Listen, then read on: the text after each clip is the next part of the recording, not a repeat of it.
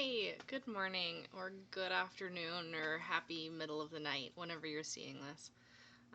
We are in Bridge and we're in the very beginnings of Chapter 7 or Unit 7, which is Quadratics.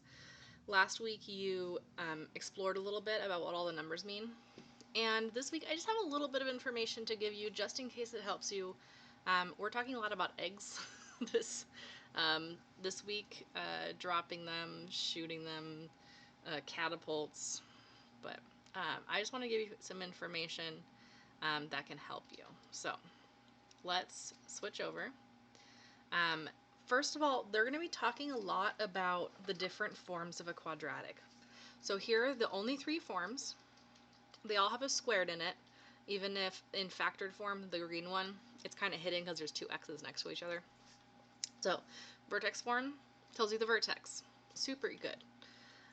The vertex is the number by x, opposite of that one, and the number at the end. Factored form, the numbers by x are the x-intercepts. So factored form gives you the x-intercepts pretty easily.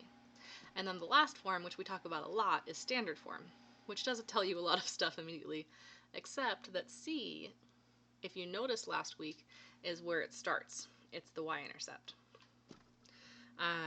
Now B does affect where it is, and you've figured that out.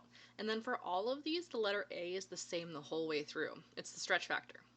It's how tall and skinny it gets or how short and fat it gets. And if it's negative, it's an upside down graph.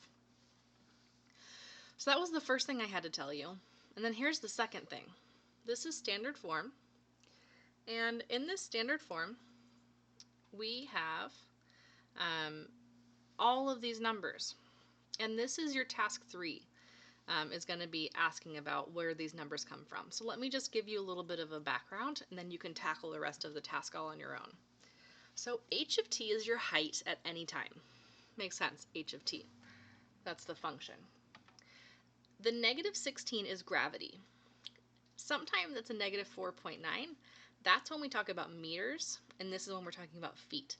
So everything we do is going to be talking about feet, so that way you don't have to worry about the 16 changing. It'll always be there. Negative 16 is due to gravity. The V is from how fast I throw something initially. And then the height is where that thing starts. So let's talk about this. Let's say I have a dude on a cliff. And I have something in my hand. That height of where my hand is the starting height of the object. That's h naught, or h with a little 0 on it. That's that last thing here. We call it h naught. It's the initial height, or the starting height, and that's a physics thing to do sub-numbers. Let's say that I'm way up here, I don't know, like 50 feet into the air. Then that will be a 50. I don't keep the little 0.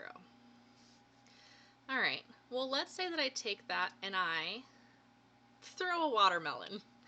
I'm super strong. I'm just going to take that watermelon and I'm going to throw it off. Well, that amount that I threw it is my initial velocity. It's how hard I threw it up and away from me. Okay? Let's say I threw it at, I don't know how far or how fast I can throw a watermelon. Let's say I just throw it to about 2 feet per second. Remember, I was 50 feet up. Okay. And then, here's where gravity comes in. Gravity says, nope, not today. Sorry, I'm also scrolling. Gravity says, nope, not today, and it brings it back again. So that's where that negative 16 comes from. It comes from gravity pulling it down. Don't mind that the arrow goes up and then down again. It was just the only way I could figure out how to do it. Because technology! Also, I do the stick figure and the cliff and this whole thing by myself, so be proud of me. So that's where all those numbers come from. h0 is your starting height, or h naught.